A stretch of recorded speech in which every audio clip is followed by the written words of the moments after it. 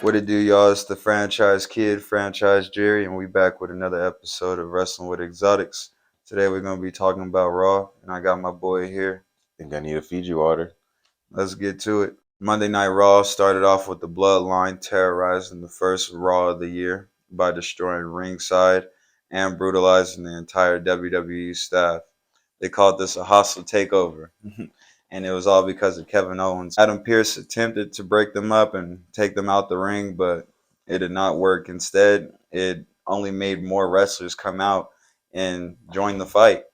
So after this, everybody's in the back basically trying to get a match against the Bloodline because everybody's just tired of the Bloodline coming out and fucking everybody up and just ruining the whole show. Adam Pearce made a match for each individual member of the Bloodline. So we had Kevin Owens and the Street Profits versus Sami Zayn and the Usos. And then we had Elias in a Music City fight with Solo Sikoa. With all that being said, bro, what do you think about AP's matches?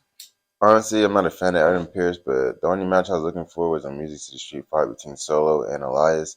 I don't really give a fuck about the Usos really wrestling certain times just because unless them defending the title, then I'm like, okay, they're gonna put the best Uso out.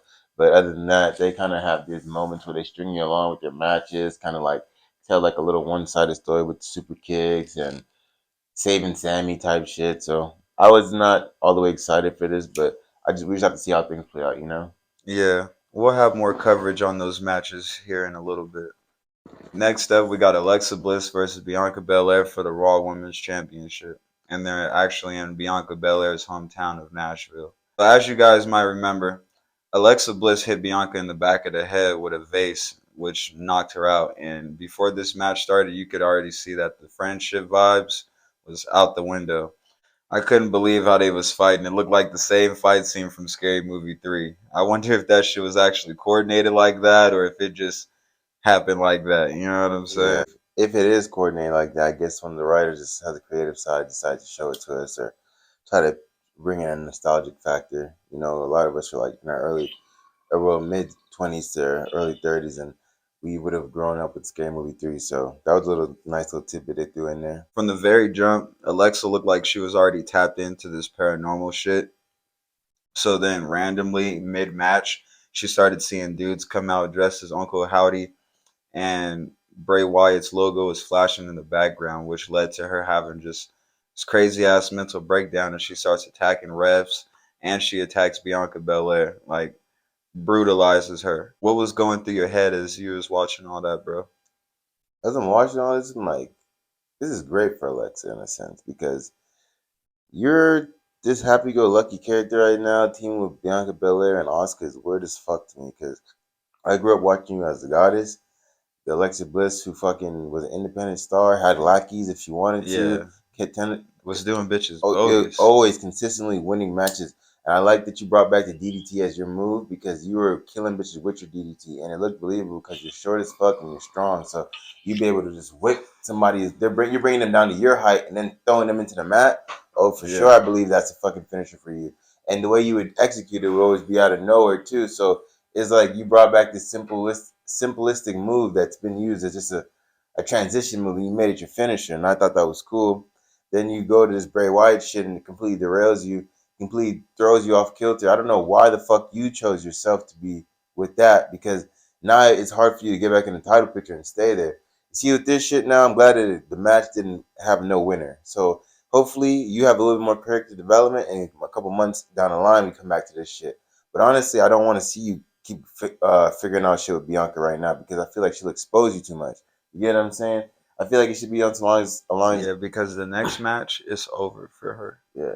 I feel like it should be along the lines like she does this shit, but we just see vignettes, little like teaser spoilers of her figuring out what the fuck's wrong with her outside of this shit. While Bianca's like, I don't know what the fuck's going on, and somebody else distracts Bianca from that shit, challenging her for the title. That way we can still get progression in Bianca's story and Alexa without them having to coincide and fuck each other up. Yeah, yeah, yeah. I think, like Bray, Alexa will be tormented by Uncle Howdy until she gives into that dark side. I think that's like where this story is heading. We're gonna talk about what Alexa said in her interview a little later on, but I thought her interview was overall just contradicting her actions because I'm like, You so in control. It looked like you lost control. You know what I'm saying? And if you were so in control, why didn't you win that match? So yeah, the goddess needs to definitely come back. Like you said, bro, I don't understand why she put herself in this position with Bray Wyatt. You didn't need this. You could have been perfectly fine on your own. And you see how this shit is making your career stagnant. And it's hard to put a title and shit on you and make it believable. So yeah, you was doing your thing as the goddess. For shit show. Speaking of somebody else who's doing their thing, Solo Sikoa. He takes on Elias in a Music City Street fight. And I really think this is his year, bro. He's gonna win a championship. They already stripped him last year of that North American Championship, and I don't know why they didn't give us no conclusion to that story or anything along those lines. But I feel like this year, either he got to be going for that United. I could see him with the United States title, but I could be honest with you. Even though I know Amaga had the Intercontinental title, and he's going to be like, I want to be listed my uncle. I feel like he might show us. He's like, that's his chance to be on some different shit. Like my uncle never had this title, and he's sure he wanted it because I remember Umaga competed for it and SmackDown, I want to say 2009 when he got drafted there. He was going against like in Fatal 4 Ways for it, but he never won it. And I could definitely see Solo with that shit and be on this is and try to be on some like this. He renames it Samoan Championship or some shit like that. I'm just really hoping this man doesn't dye his hair black. He dyes his hair black, it's all over with. Cause no, bro, I don't need another Umaga, bro. I need Solo the Enforcer on his own shit.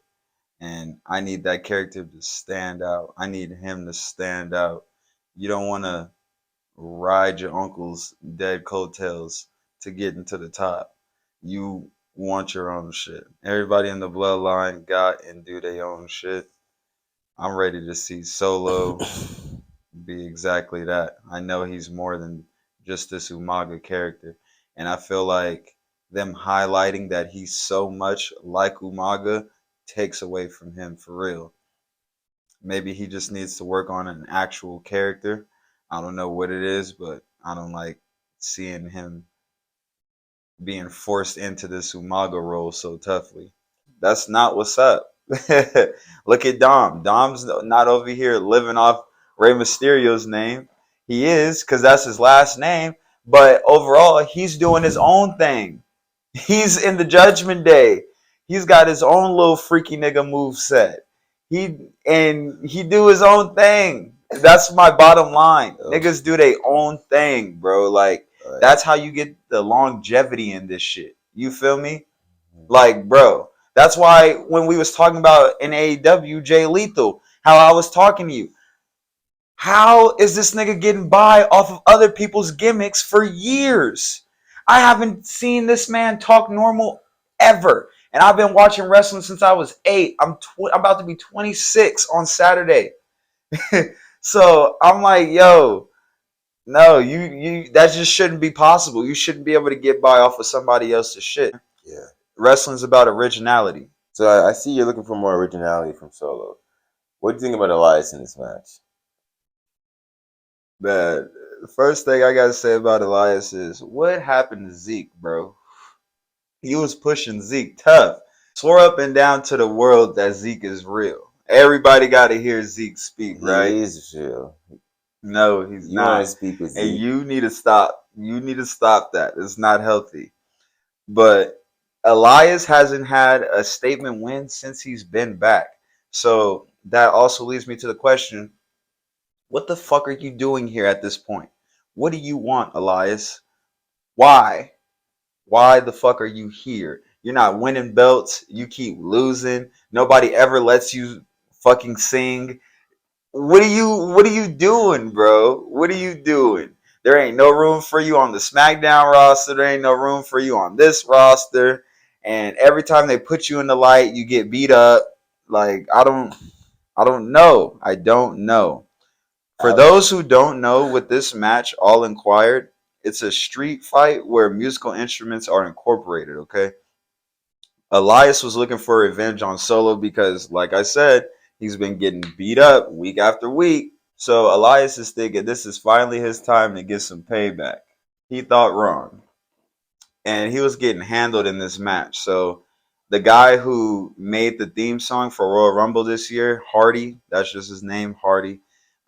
He comes into the match and hits Solo in the back with a guitar, and that shit did do nothing but piss Solo off even more. This man rock bottomed Elias through a fucking piano. Through a fucking piano. And at that point, I just like was just thinking to myself, now Elias, I know you didn't come back for that. That's what you came back for? That's what you wanted? That's what you was over there pressing Adam Pearce for, front and center? Nigga was front and center when they was all pressing Adam Pearce. That's what you wanted? But overall, bro, this shit was very entertaining. This victory was good for Solo, and it was more believable than his victory over Sheamus last week on SmackDown. I feel like even though it was more believable than his victory last week on SmackDown, I like to see Solo has range. I don't feel like he'll be in a manga because, like I said, he can speak for himself when he needs to, and he has a believable character. Now, I get that you want to see him do different shit, but at the same time, I fuck with all of this because it's showing you that, like I said, it's a bloodline. He ain't never gonna change his family and let shit go like that because that's how he got into it. Maybe Umaga is the reason he wanted to wrestle. And only I say this because he's only like really to us, we only known him about like a year and a half, 2 years. He's gonna evolve. He's gonna step away from this character at one point. He can't just be one thing. Roman wasn't the tribal chief always. The Usos weren't this. Yeah, Roman, but Roman also didn't come in trying to be The Rock or trying to be John Cena. Roman didn't come in trying to be like anybody else in his family tree. Roman came in being Roman, and you that's seen what he did when he came in. uh, that's true. But look at this. Solo's not at that level Roman was when he started wrestling. Clearly, because Roman started He off as low a key was because he was on his own shit in NXT. And when they brought him up to the main roster, now all of a sudden you're wrestling like Umaga. What are you doing? yeah, but I'm saying like because he probably wants to. He got the attention now, and he can actually do it and actually pay homage now in a certain type of way. But I can see what you're saying, bro. But look, check this out though, because Solo was on his own shit in NXT. Bro was winning titles by himself. Like, you know Hmm. what I'm saying? He was on his own and wrestling his normal move set. I get that you want to do the tribute. You can do the rock bottom tributes and the Samoan spikes and all that shit, but still be loyal to the soil. I don't see, what's wrong with that. They done changed his whole ring attire to make him look like Umaga. That's why I started this off by saying, I pray that this man doesn't dye his hair black. Because that's just, now you're going to have Umaga. And like you said, Solo got more range than Umaga, but at the same time, let's not forget Umaga used to be on the mic too. But then they shut him up and started making him this wild ass Samoan nigga. And then look where that led him. His biggest win was against Jeff Hardy. I don't want to see that happen to Solo because it can easily happen to him too. WWE doesn't have to rewrite him back as a normal speaking person. they can Yeah, they can eventually just he already doesn't say anything. They can make him even more mute and just say screams like ah like that would literally be the only thing he says, just like Umaga used to. And I just don't want to see that because Solo looks like he has way more potential than Umaga. And I just don't want to see his good prime years wasted on trying to ride his uncle's coattails. feel you, bro, 100%. But do you think the momentum was going to continue for the Bloodline in the next match? Man, I hate that question because I asked myself that. I was like, who do you really think is going to come out winning this next match? And I was like, the Usos would most likely win, but it should be the fucking Street Profits and Kevin Owens. And sure enough, it worked out just like that. Don't get me wrong, it was still a good match. These guys didn't even wait for the bell to get started. It was an instant fade on sight, like in the Elite versus Lucha Death Triangle match. I thought it was also interesting how Sammy was the one that was able to get the pin in this match because you were saying that he was in the bad graces of Roman. So I thought maybe since Sammy got the pin and got the win for his team in this match, maybe he'll start to get on Roman's good side. You know what I'm saying? Yeah. But this match was very unfortunate for the Street Profits, Montez Ford in particular, bro, because he's always the MVP of that group, obviously. And damn near everything he did in this match was a highlight. Everything went south when the numbers game started to catch up to him. Solo made his presence known, of course, and Jay distracted him, and that led to Montez's demise. What did you think about the overall match? Overall, this match was cool. Montez did have a few highlights. I personally thought he was kind of distracted because what happened to his wife earlier. And the fact he had to walk her out with a bloody ass mouth and shit. But that's just me. Um, Bianca, for the most part, I think it will be okay. I don't. I'm willing to see if coming forward is going to play a role in his other matches. Then we'll actually know if he was distracted. But for me, he looked kind of distracted. And even though he was distracted, Sammy did hit him with the Alula kick, and that was a clean pin. I know that would be good in the Tribal Chief's eyes because Sammy is not in his good graces, especially he lost on the last SmackDown of the year. So he has to start off this new year strong, in which he has. Yeah, Sammy definitely needed that win. This led to the Bloodline trying to whip Kevin Owens' ass because they couldn't do it earlier. And then Sheamus and Drew had to come save him, which I don't understand this fucking alliance. Like, you guys are all competing for Roman's title, like, in a sense. So, like, you guys should all be like, oh, he got his ass whooped, leave him alone. Well, this is what happened, bro. They all lost to Roman, so now they have to click up and try to take out the Usos because they're easier fade. But WWE's not gonna allow that to happen until I feel like closer to WrestleMania. And I feel like the Usos are gonna lose their belts first and be pissed off at Roman for whatever reason because he don't ever help them or whatever reason, and they gonna turn on him and he's gonna end up dropping a belt or losing both in general. That's just me.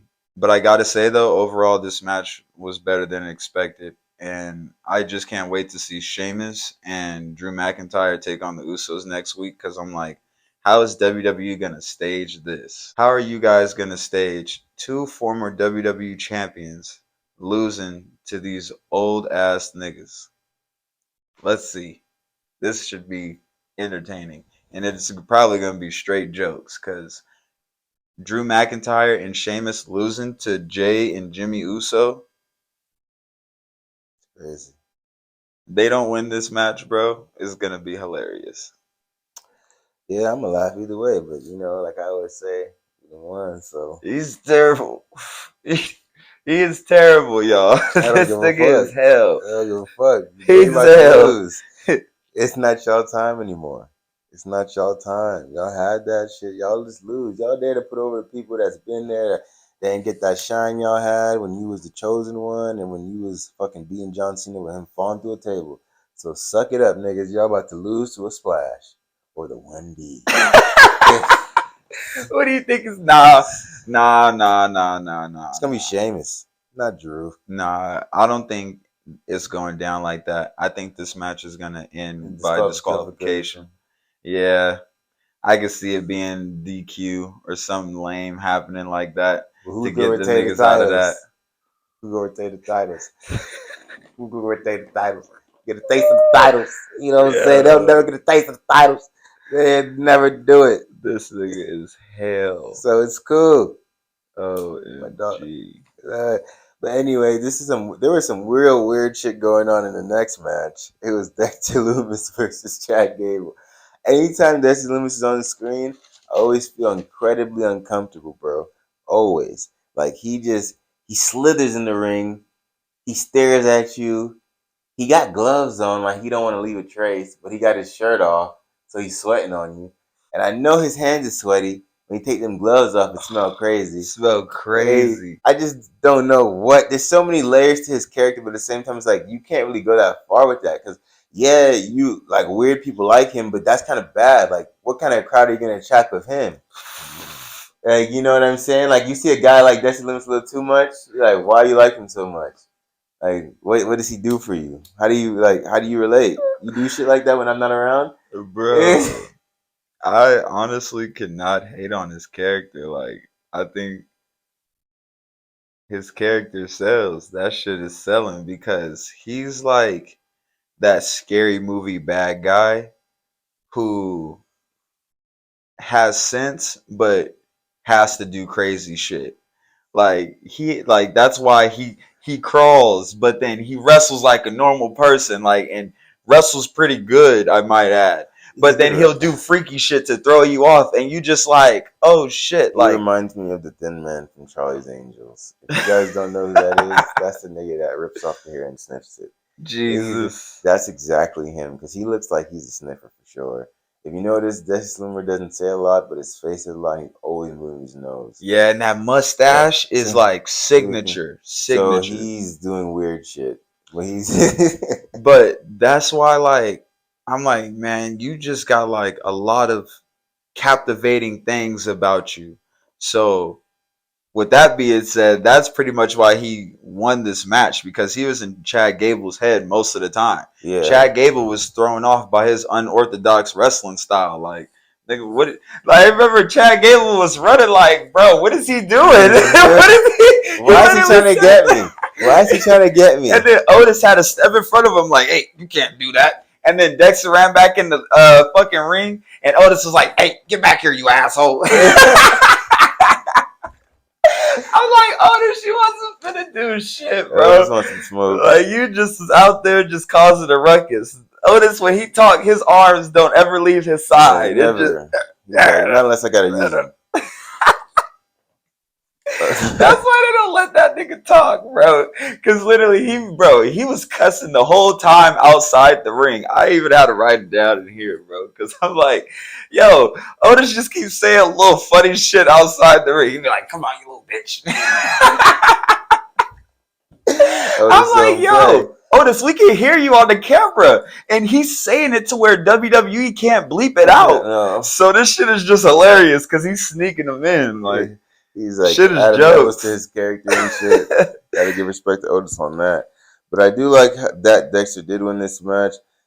I wonder if I could see him in the United States title picture. He could get in Austin Theory's head. You know, maybe he can go press him. Damn, that would be a cool fade. I ain't gonna lie. That'd be a cool fade, bro. Yeah. I know you didn't see much of Dex in NXT, but bro, he used to put on some great matches. So this is honestly a treat for the main roster, especially if he goes up against Austin Theory for that United States title. It's a wrap at that point. This was a great first match for him to win on the main roster. You know what I'm saying? So yeah, Gable legible. Yeah, because we was talking about how we don't like people coming from NXT and instantly losing, like how they did Johnny Gargano, which we haven't seen in a couple weeks, like actually in wrestle yet. Yeah, so, he don't wrestle. Exactly, Johnny Wrestling don't wrestle. That shit is crazy. So we don't like seeing people that build up so much in NXT and come to the main roster and just start losing. That shit don't make sense. Off the rip. Like, why'd you do all? It's like it's asinine. It's backwards. Check this out. It's like the college draft. You work your fucking ass off to be that number one pick and then be sent to a shitty ass team. And then when you get to that team, everybody's talking about how bad you are now. Like, but they was praising you when you're in college, right? And that's kind of like NXT. Niggas get brought up to the main roster and WWE makes them lose and everybody starts forgetting how good they actually were. You know what I'm saying? So, yeah, I think WWE need to cut that out and make Johnny wrestle again. What the hell? Johnny Wrestling is supposed to be wrestling. That's in his name. On everything. That leads us to our next topic, a wrestler that we want to see get back in the ring, Cody Rhodes. They had a video package for him displaying that he's getting his rehab together. He might be returning for Royal Rumble. I'm looking forward for that. I want to see him maybe enter at around entry number 27. It may not have to be 30, but they could do 30 for the real dramatic effect. But isn't 27 the magic number? Yeah, or something like that? It is. That's why I said that. Add to his legacy as well. Get that number. Tony Ford's had like 4 winners, so you know, Cody, you could do that. I feel like I'll give a prediction. I'll say Cody comes out somewhere in the teens. I feel like Cody will come out number 18. 18. I can see that. He's a very number 18 like person. I feel as though this is gonna be cool because I want to see the WrestleMania season pick up with him. He just has that good like face mentality to like where you want to see that person actually be that Royal Rumble winner. They take that momentum to WrestleMania and they actually pull off the impossible because he does have a good underdog. No matter how much Cody's done, he's always been seen as that. And I feel like the only way he won't be is when he turns heel. And I look forward to seeing that as well because Cody's a great heel. So I feel like it's just a coming of age. He doesn't want to win that first title in an angry mode, for his father. He wants the fans and everybody to love and praise the name Rhodes. So that's why he's going about it this way. But what do you think about it? Honestly, bro, I've never expected Cody to be in this position because of how WWE depicted him to us before he left to AEW. So in my head, I'll always just see Cody with that mask on, with the Intercontinental title, just being an asshole, little snotty nosed kid. That's just how I always look at Cody. So seeing him in this new light is interesting, and I guess you could say he fits the mantle now to be able to do something like this. So let's see. Bro, did you notice how when they cut to Damage Control walking in the back, MVP was with the Hurt Business talking to Adam Pearce? How would you feel about a reboot with the Hurt Business, bro? I feel like it'd be great because they didn't get to do it with the crowd, so they all deserve the spotlight again. I like to see Shelton Benjamin in a positive spotlight, especially because I grew up watching him as a great mid-carder champ. But a lot of people said he didn't try hard enough to go to the main event, but I know WWE is fucking racist because he shouldn't have to have tried hard when a motherfucker is that talented and everybody fucked with Shelton when he come out, and he never had a bad match. Show me a bad Shelton Benjamin match. Yeah. And this man was beating Triple H and Ric Flair. He beat Ric Flair's first pay-per-view on Raw and Backlash 2004. His first week on Raw, he beat Triple H. Second week on Raw, he beat Triple H. So it's like, come on, you guys just didn't want to do it. Yeah, you guys just say that. And we can't blame you. There was better top talent at that time. Exactly. That's why it flowed the way it did, and he succeeded at so high at what he Yeah. did. We can't blame y'all, but keep it a buck. Don't say that. You know Sheldon was definitely marketable. He was Brock Lesnar's literal Bro, teammate. I know everybody says the Hardys and Edge and them really stamped ladder matches, but one of the most memorable ladder matches was when Sheldon Benjamin ran on the ladder for the first fucking time. Everybody in school when I was a kid used to always talk about, yeah, I'm like Sheldon Benjamin. I'm gonna run on the ladder, like do something crazy to you, like you know what I'm saying? That used to be Sheldon Benjamin used to be the shit, especially for the hood. Like, come on now. Everybody wanted to be like Shelton. Y'all was playing with dog. Best Sheldon Benjamin was when he won the Intercontinental Championship, bro. And he was coming out all swaggy with the glasses and shit, you know what I'm saying? They should have pushed that and kept running with that as far as they could have. And it's unfortunate because Sheldon can't bring that shit back now. And niggas look at him like, bro, if you don't cut it out. So that leads me to what I'm about to say now is I'm down for the Hurt Business reboot, but they need different members, bro. If that group is gonna be taken They need seriously, to add Almost to that shit. nah, bro. They need to take Sheldon out of that shit, and they need to take Cedric out of that shit, and they need to just stop making it black based. I know that's like where you want to go with this when it comes to wanting to possibly put them against the Bloodline, because you got a group full of Samoans versus black people, but no, you need to just put wrestlers in there that's about hurting people, like about stepping. Like that's who should be in the Hurt Business. When you say Hurt Business, I don't think about Sheldon Benjamin. I don't think about fucking Cedric Alexander hurting people. I think about people like Brock Lesnar. I think about people like Braun Strowman. I think about people like Omos. I think about people that hurt people. You know what I'm saying? Sheldon Benjamin don't hurt nobody. He barely wrestled. He just lost his last match. Stop it. Y'all don't even put Cedric Alexander on television. And when you do, he's trying to dick ride Bobby Lashley. He don't hurt people. So you guys are already discrediting the whole group by putting these soft ass people in it. There's nothing wrong with MVP leading it. That's fire. That's great. Because MVP was never soft. And he's about that player shit. Ballin', you know what I'm saying? He don't play. So that's perfect. But Cedric and Sheldon, them niggas gotta go. Them niggas gotta go. So You feel me though? yeah, I completely agree with you on that. They're just taking up TV time. No cap, bro. Y'all niggas is washed. They don't even put you on screen. When was the last time we seen Sheldon Benjamin wrestle a match before the one he lost last week?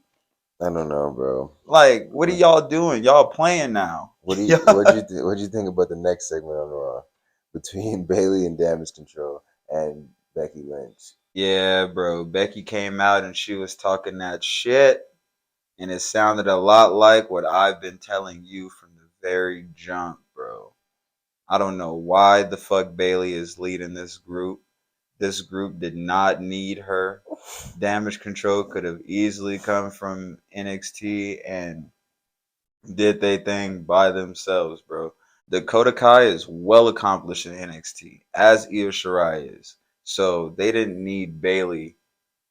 Bailey needed them to be relevant again because honestly, nobody cared about Bailey before she left and when she came back, if we being honest. And I think my favorite thing that Becky touched on was how Bailey spent years in other people's shadow, being Charlotte, Sasha, and Becky. And it only took her 1 year to put herself back in someone's shadow. She's back here in Damage Control's shadow. And the losses to Bianca Belair hasn't helped her either. She's faded to the back. And as I said on other podcasts, look at Dakota Kai taking the leadership role in this group now. And she's talking more. She's walking a little bit more in front of the group, and Bailey's kind of in the back behind them. You know what I'm saying? So it's like I was expecting her to be buried a couple weeks ago. If she lost that match to Becky, I was all like, "Yo, you're done," because that would have been straight back to back to back losses. And you said that she needed that win because she was well on her way. She was possibly about to be all elite like Sasha is.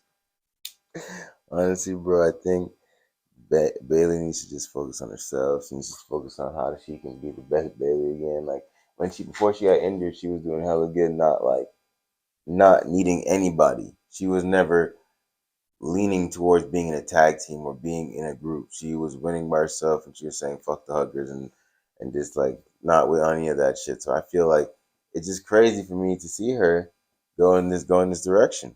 Like she's like Yo, trending poorly. Like she's just like losing. And it's like I don't want to say she's the worst out of the four horsemen, but she kind of is. she is. Sucks. It's like Everyone's won more belts than her. Becky was on some cold shit. She said, "You comfortable in other people's shadow." I was like, "Oh, that shit hurt my chest when she said that." I was like, "Bitch, those are fighting words. What you talking about?" Bailey was just sitting in the ring, just all them words was hitting. You could tell they was hitting. She was trying to act like they wasn't, but bro, Becky was cutthroat. I ain't gonna cap. I was fucking with the promo. Becky, she got that shit off her chest. You could say Becky was almost coming off a little haterish, but like I said, she's well more accomplished than Bailey. You know what I'm saying? yeah. And she was also talking about how Bailey can't ever do shit on her own. When she do win her matches, she always gets help or she cheats. You're just not believable of a wrestler. I'm not interested in you. Nobody's interested in you. You should go be all elite. They'll do you better over there. I ain't gonna lie. And they'll give you a belt as soon as you walk through the door. I swear. Look at Cesaro. Look at Chris Jericho. Look at John Moxley. CM Punk. Yo, you get that WWE tag, you got a job anywhere. I swear to God. And they'll give you a belt as soon as you walk through the door. Look at Rusev. Soon as he, soon as he walked through the door, they was like, "Will you take this?" Differently now. Am I lying? Yes. Anyway, so that promo from Becky led to Damage Control wanting her to back up her words. So she was ended up being in a handicap match going against Dakota Kai and Io Shirai. For the majority of this match, Becky was wailing on Bailey and trying to hold her own because she didn't have a tag team partner. And then, would you not know it, Mia Yim came running down to the aisle. I don't know if she was in catering. I don't know if she was in the shitter. I don't know where she was, but randomly she decided, oh, I want to fight tonight on Raw. So she came to try to help Becky out, but that shit didn't help and go anywhere. She ended up losing the match. so I know it's like Becky might have been like, you should have just stayed back there. Yeah. They had more sympathy if I was by myself. Yeah, I feel like Becky's chances would have been better if Mia Yim just stayed out of it because even though she was kind of getting worked, they usually just want to depict Becky as being the man and being the great one. So I would have seen Becky getting put over in that match if Mia Yim would have just kept her ass in the back. 100% agree. Also, I just want to touch on Dakota Kai's skill. She really puts on good matches all the time, and she's like really a treasure to have in the women's locker room, Bro, just I swear to God. because she can actually wrestle. So like it's not coming from the aspect of like she just taking up TV time. Like she's actually putting on good matches with whoever she's in the ring with, and she be having to pull double duty. Like you could tell out of the group, like either it's Triple H or someone creative, like they like the way she wrestles and she's a sturdy, good worker. So like they keep putting her in matches with people, like versus out of damage control with Io or Bailey, she pulls the most work rate. So I tip my cap to her on that. What do you think about the outcome of this match, bro? And Becky picking up the L. I don't think it looked bad on Becky because it was mostly Mia Yim's fault, if we're being honest. So I don't think this is any skin off the man's ass. And I think we all know if Bailey didn't cheat to win her last match, Becky would definitely have picked up that victory. So again, Becky is way more accomplished and just has way more accolades than Bailey could ever fucking dream of or imagine. You know what I'm saying? And has done some legendary shit that will always live on in the WWE. Bailey's just gonna be known for hugging and being a weird, mean bitch with a soccer mom haircut. That's all you're gonna be ever remembered for. When you talk about Becky to me, the first thing I think about was when she walked into Raw and put Ronda Rousey in that armbar when they was doing the takeover. Bro, I was like, this moment right here is so fucking legendary. And her nose was broken, shit. Like, I was like, okay, Becky is really on some goat shit. Okay, I could fuck with her. Like at that point, that's when I really started rocking with Becky. So like, I'm like, Bailey, you could only dream to have a career like the man. You know what I'm saying? So I didn't sweat this shit, and I don't think Becky did either.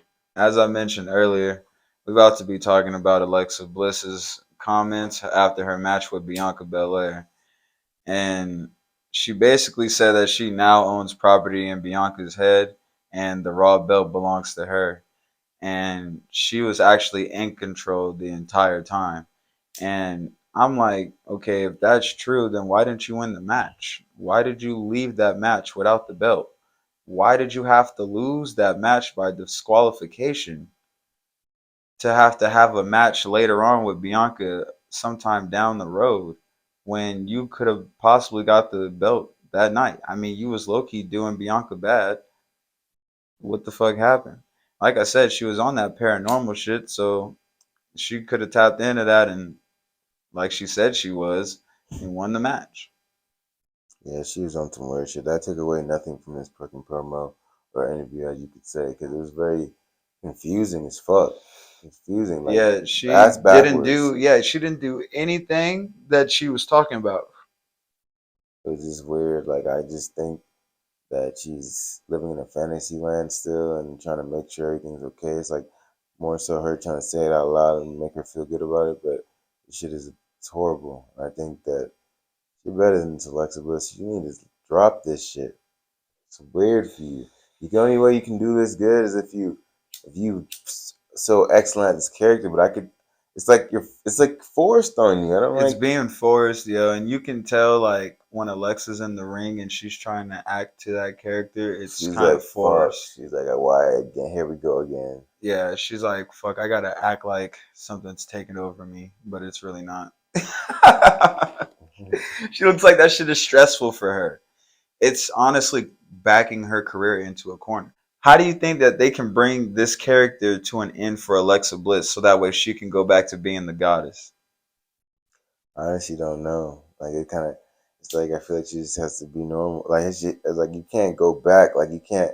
She Like, just has to just be it's normal one day. Yeah, she has Just be off screen for drop like. it. Drop this shit. This cold turkey. WWE does that shit a lot. So do Yeah, that with they this. just did that to what's his name? Apollo Crews, and he was acting like an African nigga, and then he go to NXT and he's just completely somebody else. There's no reason why Alexa can't do the same thing. She doesn't have to, I don't know, switch brands, but maybe just be off television for like, I don't know, a good 3 to 5 months, and then come back as being the goddess again. Like, yeah, fuck all that shit. It's gone. It's over with. Like you kind of did when you came back from your therapy. We thought that was going to segue you back into the goddess, but you just ended up reverting back to Bray Wyatt's character. You don't want that. Let's talk about how Dominic Mysterio was ruining holidays. Fucking again. I'm about sick of this man. He can't ever just mind his own goddamn business. He gonna pull up to Rey Mysterio mama house with mommy. Isn't that crazy? And then he gonna try to disrespect Ray again, but they was way more on top of it this time. I also got to mention how Ray was very fresh for the segment. He had the double G Gucci shirt on, was dripped down how Ray should be. Always got the mask on. He ready for the WWE come knocking on the door with the cameras and shit. So shout out Ray. But anyway, they was way more on top of this shit. They ended up calling the police on Dom, which made this nigga go to jail, bro. And he swear that he really just been in jail and did tough time. Nigga, you been in there for a segment. What you talking about? He was in there for a segment. They didn't even show you. So at this point in Dominic's career, man, he's just laughable. Like I just be laughing at him because I'm like, what are you doing? What are you gonna amount to, bro? And it's honestly sad because Rey Mysterio is just so legendary. Like, who are you, Dom?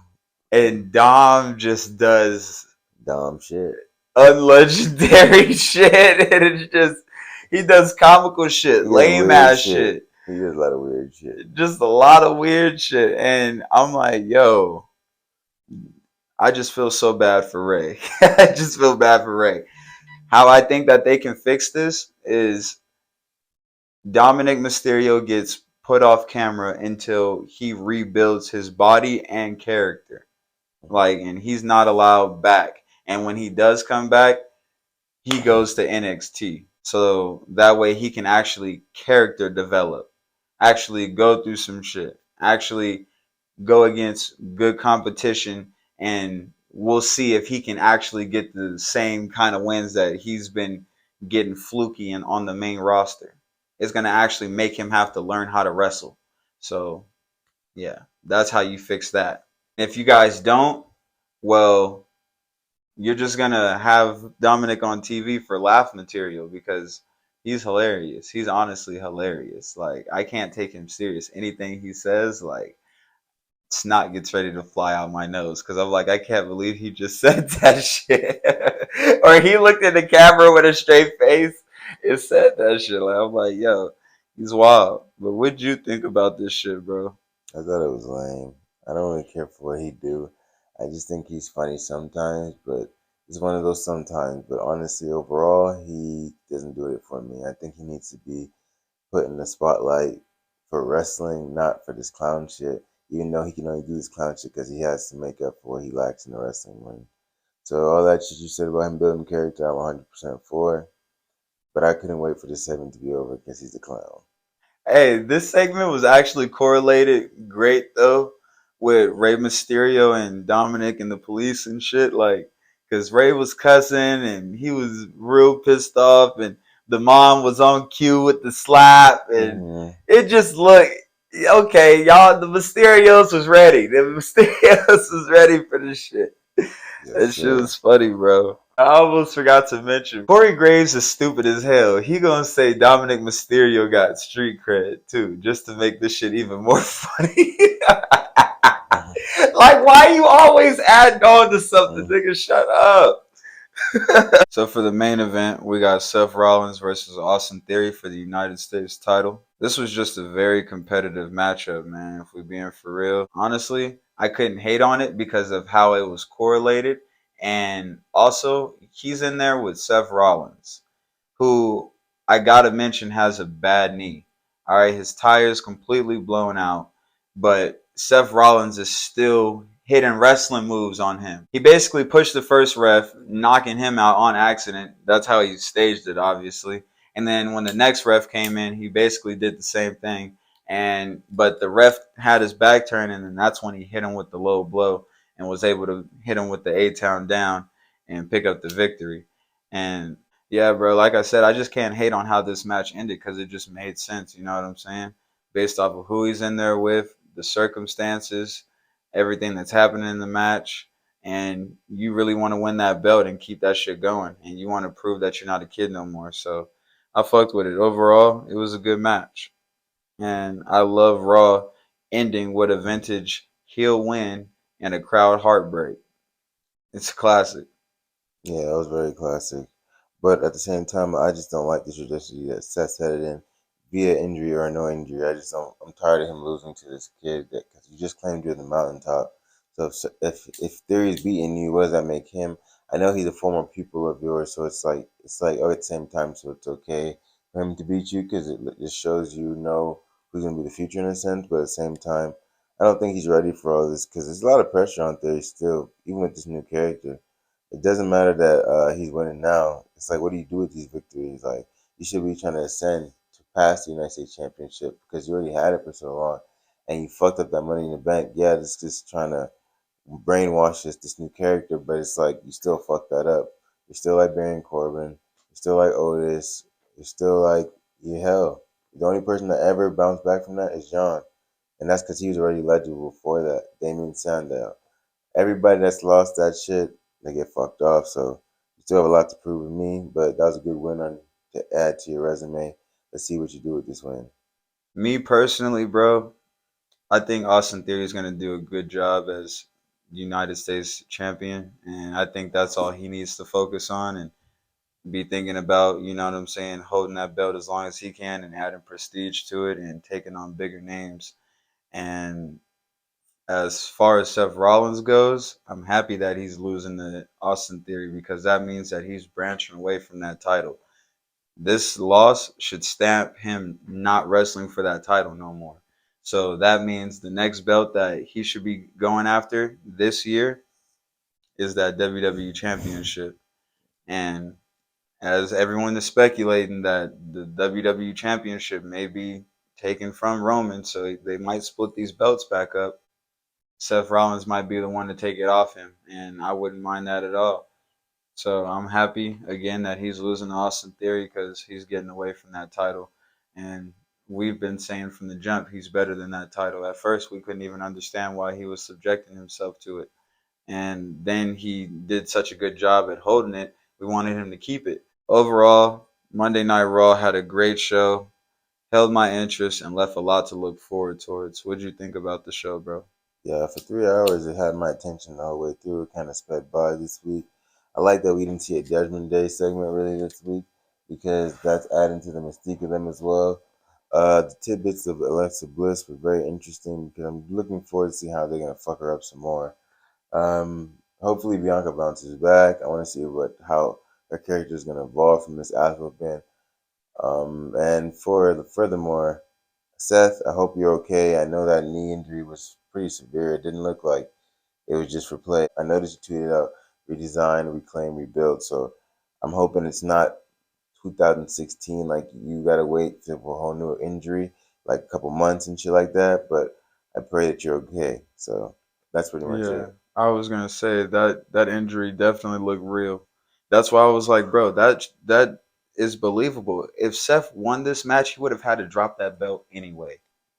Cause no way in hell, if Austin Theory wanted to reinvoke his title rematch, bro, Seth wouldn't have been able to wrestle him for at least probably 3 months from now. Yeah, that's true. All right, y'all, and that has been another episode of the greatest podcast on YouTube today. That's Wrestling with Xotics. It's your boy, the franchise kid, franchise Jerry, and I got my dog. think I need to feed you water. Make sure you guys like, comment, and subscribe, man. Share the shit with the world, y'all. And make sure you guys turn on your post notifications so that way you stay up to date with all the new episodes. Peace.